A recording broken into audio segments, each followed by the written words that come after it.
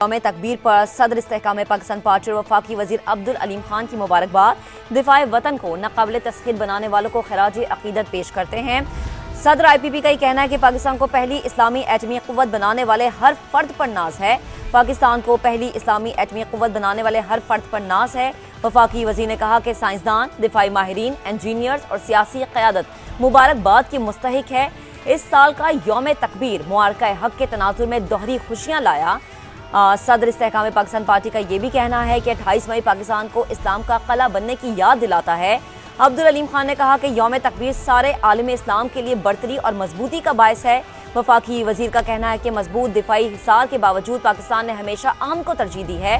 दिफाई वतन के हवाले से पाक फौज की खिदमत बाइसे एजाज़ है। तो यहाँ पैगाम जो कि दिया गया है वफाकी वजीर अब्दुल अलीम खान की जानिब से, जो आपके साथ शेयर कर रहे हैं। यौम तकबीर पर सदर इस्तेहकाम पाकिस्तान पार्टी और वफाकी वजीर अब्दुल अलीम खान की मुबारकबाद। कहा कि दिफाए वतन को नाकाबिल तस्खीर बनाने वालों को खराजी अकीदत पेश करते हैं। पाकिस्तान को पहली इस्लामी एटमी क़ुव्वत बनाने वाले हर फर्द पर नाज है।